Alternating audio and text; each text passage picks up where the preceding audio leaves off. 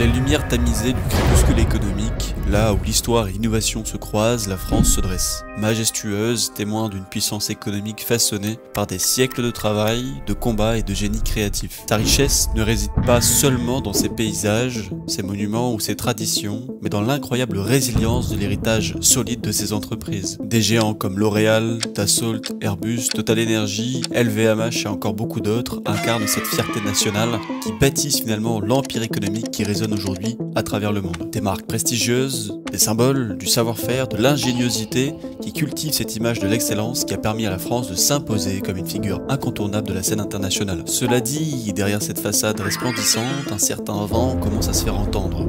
Les signes d'une turbulence économique imminente se dessinent, presque invisibles, comme des nuages qui s'annoncent à l'horizon.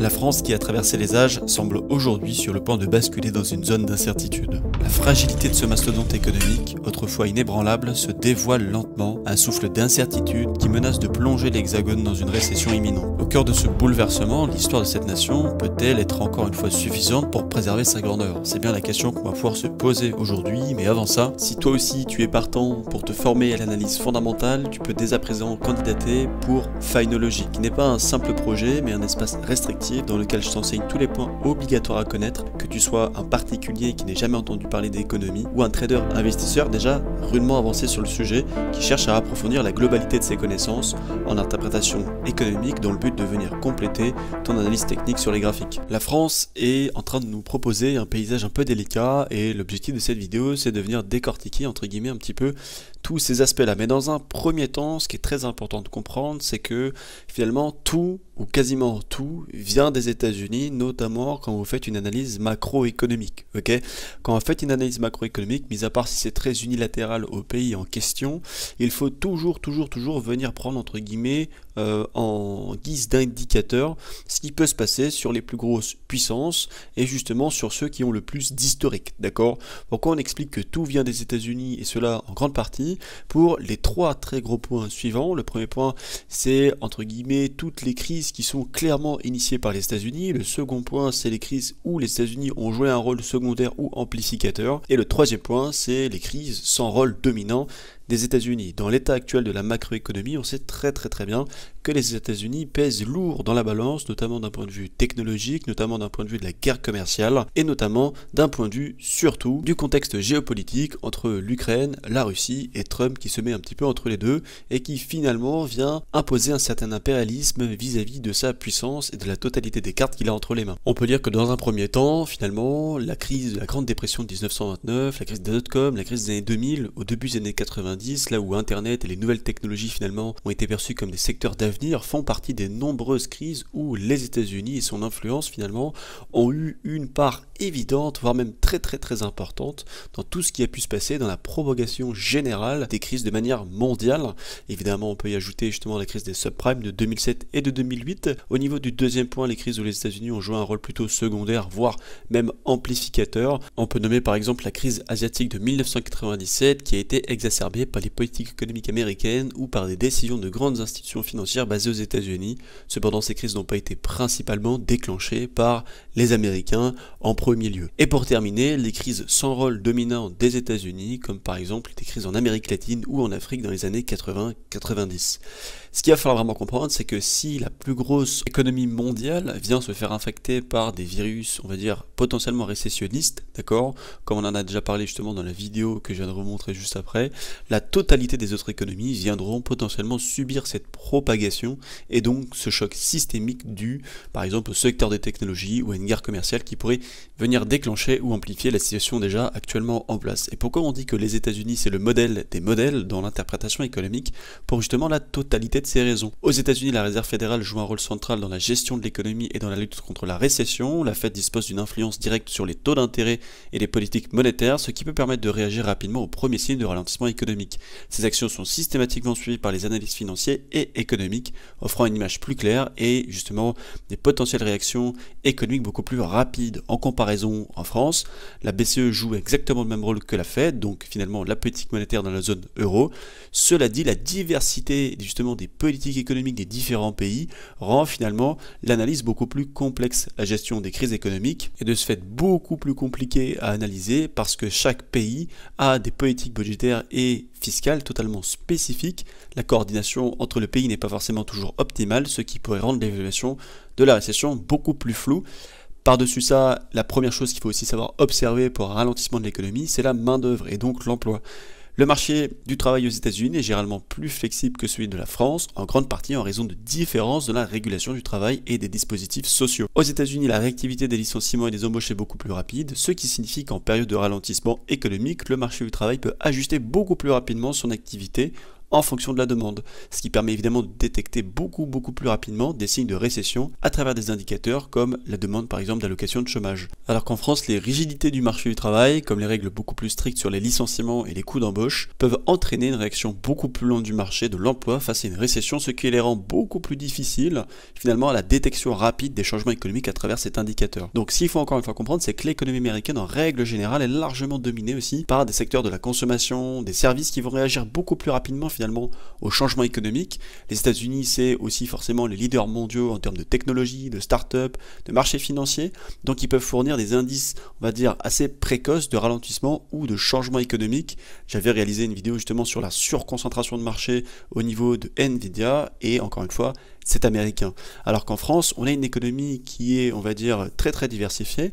Il y a quand même certains secteurs comme l'industrie, le secteur public qui vont jouer un rôle beaucoup plus important et qui peuvent réagir beaucoup moins rapidement finalement à toutes les variations économiques.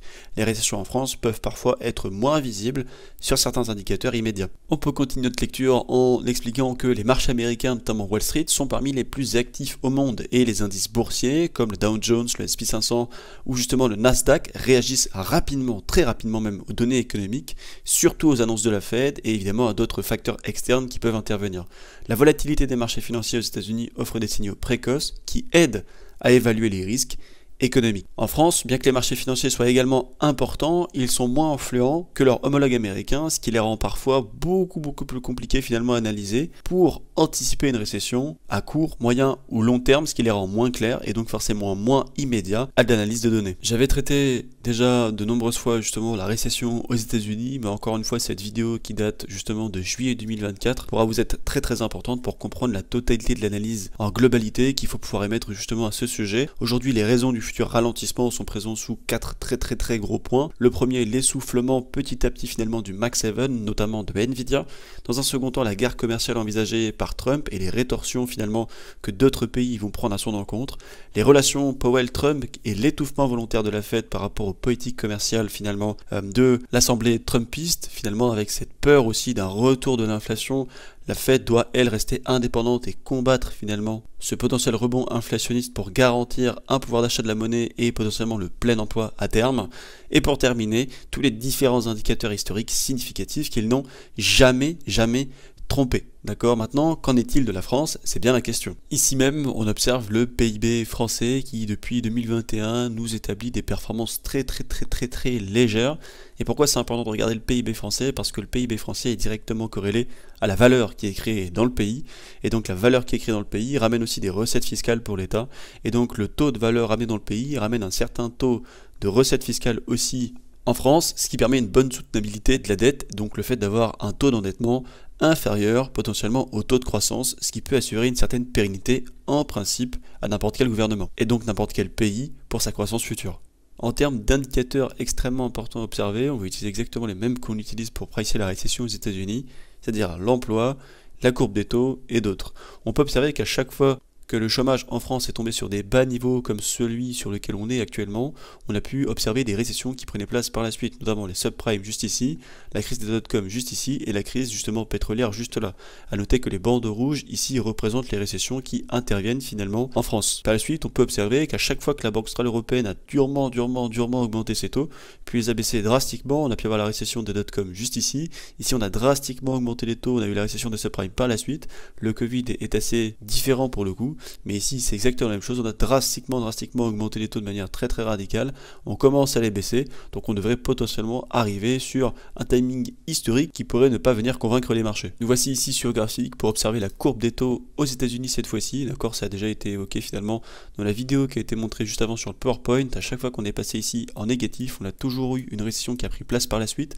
Par exemple ici c'était le choc pétrolier, ici c'était la crise des années 2000 avec les dot-com, ici c'est les subprimes, là c'est un peu différent parce que vous voyez c'est la crise des dettes souveraines en Europe et c'est très unilatéral finalement ce qui peut se passer en Europe. Ici c'était le Covid, d'accord, et juste ici finalement c'est la potentielle récession qu'on va attendre sur 2025-2026. Si on va un petit peu plus dans le détail et qu'on compare ça justement au Fed Funds, c'est-à-dire au taux d'intérêt de finalement la banque centrale américaine, la Fed pour utiliser son nom, on peut observer que, alors on va juste attendre que ça cherche exactement ça, nickel, on peut observer que à chaque fois qu'on a drastiquement baissé les taux, d'accord, c'est la courbe rose, on a tout de suite la récession qui a pris place d'une manière très rapide, ok, ici c'était exactement pareil, on a drastiquement baissé les taux, la récession a pris place juste ici dans ce bandeau rouge, on a drastiquement baissé les taux, ça a pris ici aussi, et justement ici aussi de manière relativement radicale. Ici on est sur les premières baisses de taux qui viennent s'amorcer, d'accord, donc première baisse de taux, on a la courbe justement des taux qui est repassée en positif, donc on devrait avoir une récession qui devrait prendre place potentiellement dans cet espace-ci,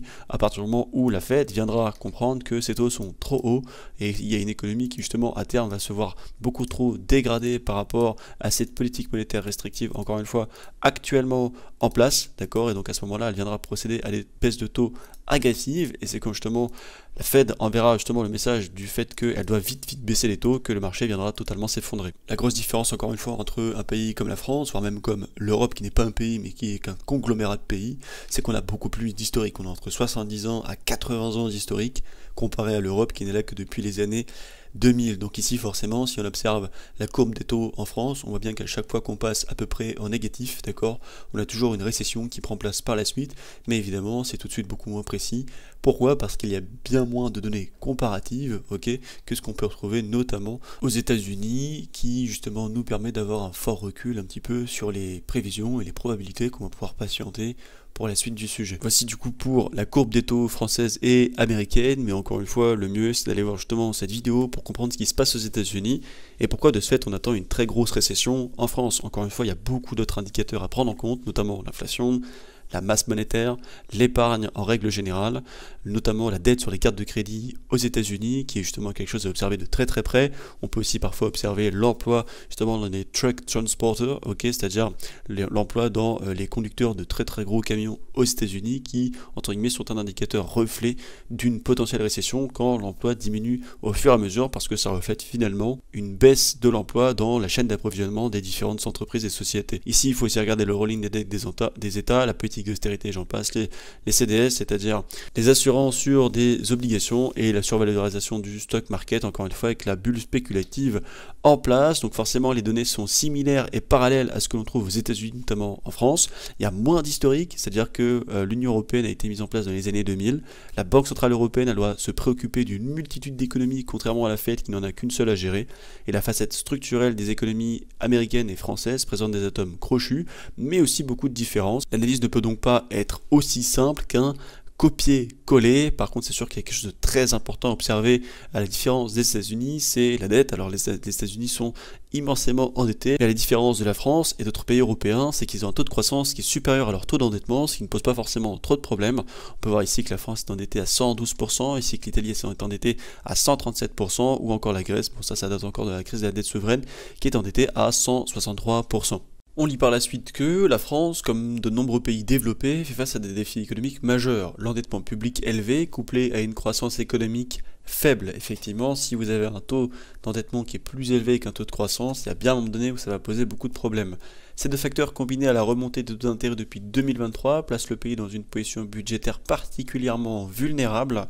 Si à première vue la gestion de la dette semble être, on va dire, un défi technocratique, elle devient un enjeu crucial de stabilité économique à long terme. Effectivement, on est sur une dette publique qui est un record inimaginable. Elle était déjà élevée avant la crise du Covid-19 et elle a atteint de nouveaux sommets. Selon les dernières données de l'INSEE, au deuxième trimestre de 2024, la dette publique s'élevait à 112,2% du PIB, un chiffre bien au-dessus finalement des 60% de recommandations par l'Union européenne.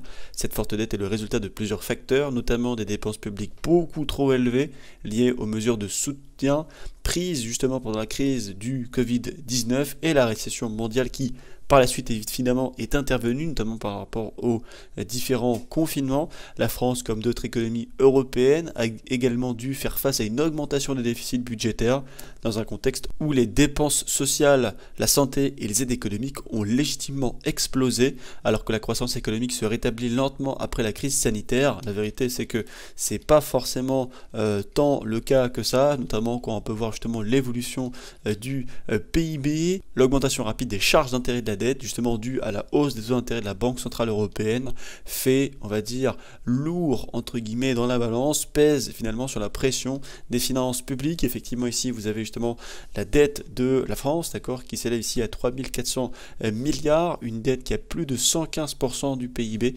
d'accord, ça fait à peu près une dette de 50 000 euros par habitant, et là, c'est la charge d'intérêt de la dette qui va commencer à coûter très cher au fur et à mesure. De plus, ce qu'il faut comprendre, c'est que chaque pays détient une note obligataire et qu'actuellement justement Standard & Poor's, qui fait partie des organismes de notation, a maintenu la note de la dette française, mais malgré tout a émis des perspectives plus que négatives pour la suite de l'année. On peut continuer en expliquant que, évidemment, la croissance économique de la France, elle a montré des signes de reprise, mais de manière très modérée, voire totalement fragile. Le taux de croissance du PIB a oscillé entre 0,4% et 1,3% par trimestre depuis 2021, d'accord, donc c'est bien le graphique qu'on a vu tout à l'heure, ce qui vient justement nous montrer qu'à court terme, la France, entre guillemets, peine à retrouver une croissance robuste qui, ne l'oublions pas, est parfaitement corrélée finalement avec les recettes fiscales que l'État peut détenir et donc le fait de maintenir ses échéances au niveau de ses créanciers, notamment au niveau de la dette étatique. Le problème réside dans le fait que la croissance reste inférieure aux besoins pour réduire la dette. En effet, pour espérer une diminution du ratio dette-PIB, la France aurait besoin d'une croissance économique soutenue au-dessus de 1% par an. Une croissance plus lente peut entraîner des recettes fiscales limitées, ce qui peut rendre encore plus difficile la réduction des déficits budgétaires et donc le financement des dépenses publiques. Donc là, on pourrait se dire, ok, donc on sait que dans tous les cas, les dépenses fiscales ne soutiendront pas la dette à long terme, notamment la charge d'intérêt de la dette. Qu'est-ce qu'on peut faire? Et bien à ce moment-là, on peut mettre en place ce qu'on appelle une politique budgétaire restrictive, d'accord? C'est-à-dire que on augmente les impôts pour tout simplement gagner plus de sous, pour vulgariser le propos, et donc venir combler ce ratio de non-croissance au niveau des 1% qui ne sont pas présents, sauf qu'encore une fois, vous avez ce qu'on appelle des impôts et des taxes contre-productifs, ok, notamment sous l'égide de ce qu'on appelle la courbe de Laffer, dont on va parler juste après. Ici, on peut dire que depuis 2023, la Banque Centrale Européenne a commencé à relever ses taux d'intérêt avec une projection qui pourrait atteindre près de 4,5% d'ici 2025, d'accord, c'est exactement où on peut se situer à l'heure actuelle. Cette politique monétaire plus restrictive a pour objectif de lutter contre l'inflation et de normaliser des conditions de financement après des années de politique accommodante. Ici, vous avez justement les taux de la Banque Centrale Européenne, d'accord, qui ont été baissés en mai 2024, juste ici, donc on était bien monté à 4,5. Effectivement, on est bien en dessous de 4,5 au moment où j'en parle. La remontée des taux a plusieurs conséquences. Augmentation du coût de la dette. Si la France continue d'emprunter à des taux plus élevés, le service de la dette augmentera, ce qui pourra absorber une part plus importante des recettes fiscales, laissant moins de marge de manœuvre finalement pour financer les finances publiques. Risque de spirale de l'endettement. Si la croissance du PIB ne suit pas l'augmentation des taux d'intérêt, le pays pourrait se retrouver dans une spirale où la dette croît plus vite que l'économie, rendant la situation budgétaire beaucoup plus précaire. Et donc ici, vous avez un graphique qui vous exprime la charge des intérêts de la dette versus le taux de croissance du PIB. Et quand on vous dit qu'on est sur un tournant qui est relativement radical, c'est qu'ici vous avez en 2024-2026 et que les charges de la dette finalement passent au-dessus du taux de croissance, ce qui va commencer à créer ce qu'on appelle une trappe à dette, c'est-à-dire qu'on va dépenser plus que ce qu'on va gagner. Donc on peut potentiellement réemprunter pour combler tout ça, mais si du coup la note obligataire vient à se dégrader avec le temps, on aura un drastique recul économique parce que l'État n'aura pas le choix que de tout couper pour pouvoir finalement à un moment donné retrouver un taux de croissance supérieur au taux d'endettement, tout du moins gagner plus d'argent que ce qu'on en dépense. La Banque Centrale Européenne viendra diminuer les taux de manière très agressive pour relancer l'économie et donc repartir sur des politiques accommodantes pour reprendre la consommation et l'investissement et favoriser finalement la reprise économique. Cela dit, ce n'est pas encore le cas pour la bonne et simple raison que l'objectif de l'inflation à 2% n'a pas été atteint en Europe et n'a pas non plus été atteint aux États-Unis. La soutenabilité de la dette à long terme, la question fondamentale est de savoir si la France peut maintenir une dette publique élevée tout en maintenant finalement sa stabilité budgétaire.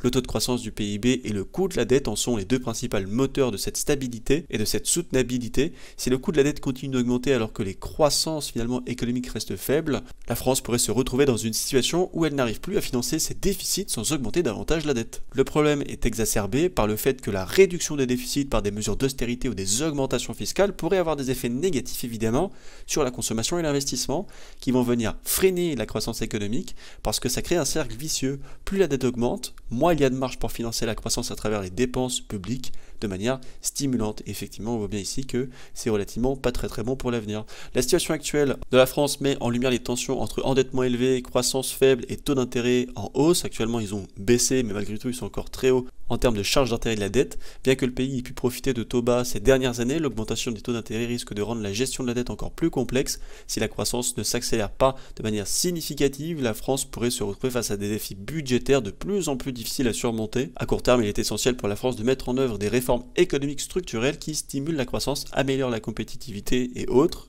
Il est également crucial d'examiner de près les marges de manœuvre budgétaires pour éviter évidemment qu'une situation s'emballe avec une dette totalement insoutenable. La France devra naviguer prudemment pour éviter une crise de la dette tout en essayant de stimuler une croissance durable et inclusive afin de maintenir une stabilité économique sur le long terme. Évidemment, la première chose qui doit être mise en place est un budget et vous n'êtes pas sans savoir que depuis justement quelques temps, juste avant les Jeux Olympiques de l'année dernière, on a eu une dissolution de l'Assemblée nationale qui a été dramatique finalement pour le pays, vis-à-vis du fait que finalement nous n'avons pas eu de gouvernement pendant plus de 6 mois, rien ne s'est fait et le budget n'a été voté qu'il y a quelques mois, quelques semaines, que je dis-je.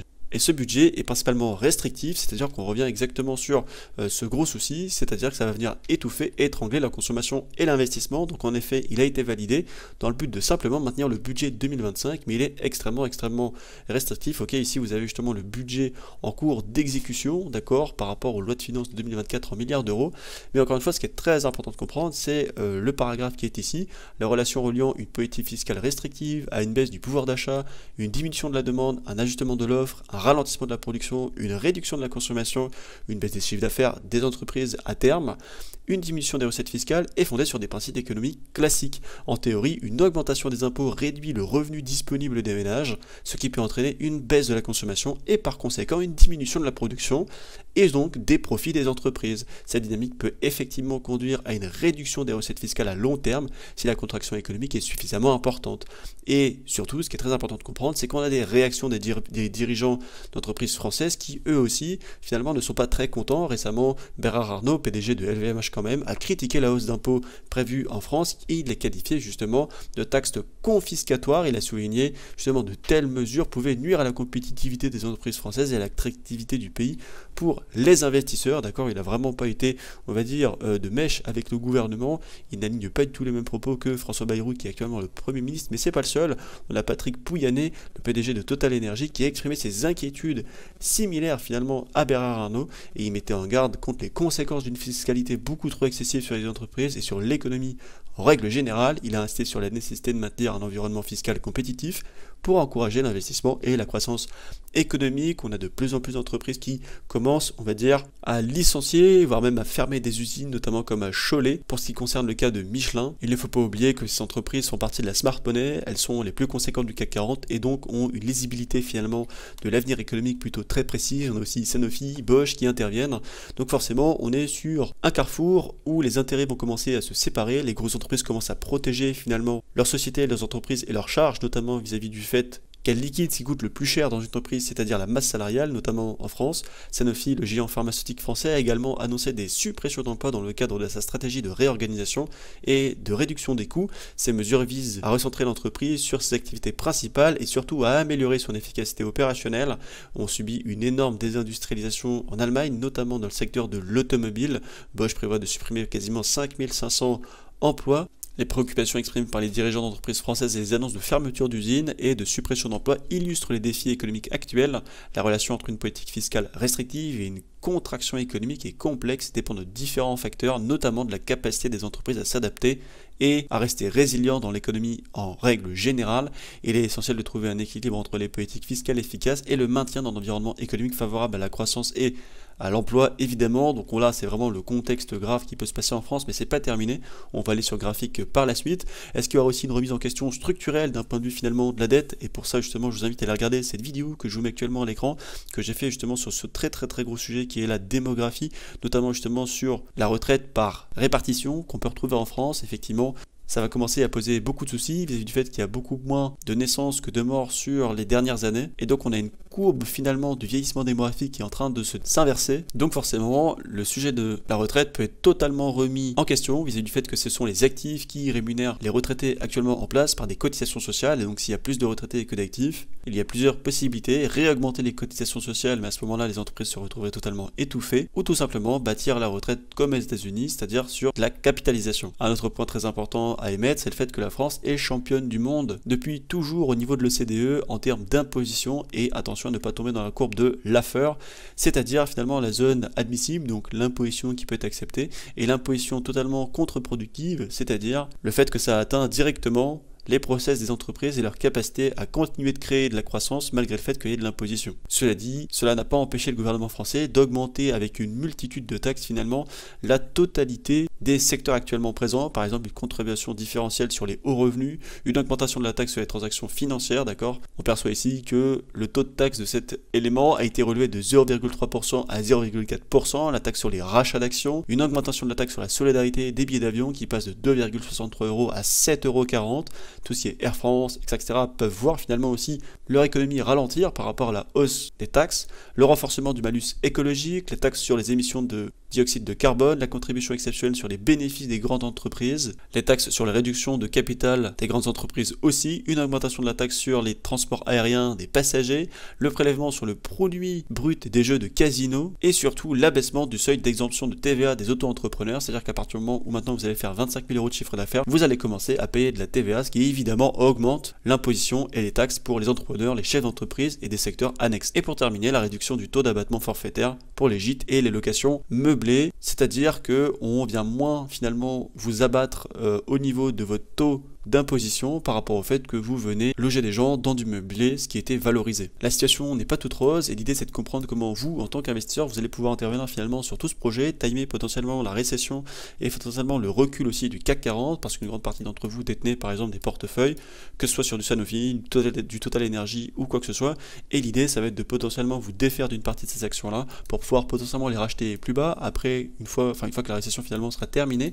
L'idée ici c'est de comprendre qu'on a un très gros niveau de contrepartie quand même en monthly qui nous attend finalement sur le CAC 40, et je vais principalement finalement l'attendre au-dessus de ce niveau là pour commencer à accéder à une distribution potentielle et donc avoir des perspectives de short au moins jusqu'à ce très gros niveau de liquidité sur, on va dire, un mouvement très violent qui pourrait potentiellement prendre place sur plusieurs mois si ce n'est quelques années. Voilà, donc ici vous avez IBGZ qui va pouvoir potentiellement vous permettre de vous couvrir par rapport à une potentielle récession. C'est, on va dire, le frère de TLT qui lui est un actif qui correspond finalement aux obligations américaines. IBGZ lui vient prendre finalement en considération les obligations européennes entre 10 à 15 ans, et donc si on compare les taux européens à IBGZ et que finalement on observe un petit peu la manière dont IBGZ vient réagir dans des périodes où les taux sont drastiquement baissés, c'est-à-dire que la banque centrale vient émettre le signal d'alerte qu'elle doit rapidement baisser les taux pour une économie qui risque de tomber trop profondément en récession. Vous voyez ici on a drastiquement baissé les taux, d'accord, IBGZ a littéralement explosé.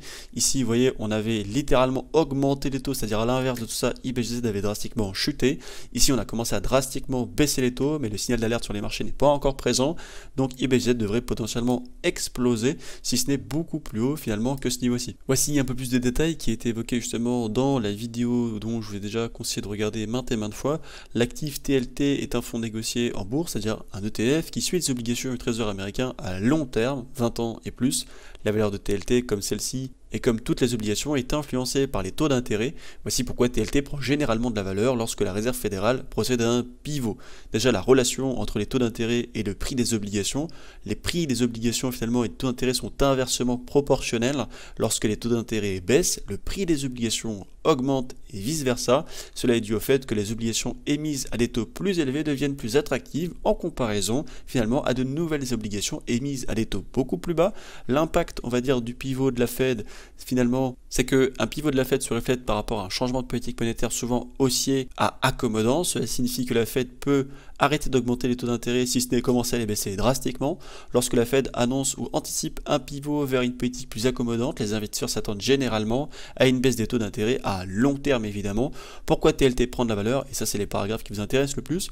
Lorsque la Fed pivote, c'est une politique plus accommodante et que les taux finalement d'intérêt baissent ou sont attendus à baisser. Voici ce qui se passe. Augmentation de la demande pour les obligations existantes. Les obligations à long terme émises à des taux beaucoup plus élevés deviennent beaucoup plus attractives par rapport aux nouvelles obligations à taux plus bas. Cela entraîne une augmentation de la demande pour les obligations à long terme comme celles détenues évidemment par TLT. Augmentation des prix des obligations. La hausse de la demande pour les obligations existantes entraîne une augmentation de leur prix inévitablement parlant. Comme TLT investit dans ses obligations à long terme, la valeur de ses actifs augmente également. Facteur supplémentaire, si le pivot de la Fed est perçu comme une réponse à une baisse des attentes d'inflation, cela peut renforcer encore plus la demande pour les obligations car les investisseurs cherchent des actifs plus sûrs à des rendements réels positifs. Évidemment, il y a aussi un contexte d'environnement économique. Un pivot vers des taux plus bas peut être dû à des préoccupations économiques. Dans un tel environnement, les obligations du Trésor sont souvent perçues comme un investissement sûr, ce qui augmente évidemment leur demande et donc leur prix. Voilà pour ce sujet, en tout cas en ce qui concerne TLT et IBGZ. Il est désormais temps, en tant qu'investisseur, trader ou autre, d'être très attentif au suivi de l'évolution économique de la France pour pouvoir finalement anticiper au mieux les différentes évolutions. Merci à tous d'avoir suivi ce contenu, on se retrouve dans un prochain format. Salut tout le monde, ciao ciao.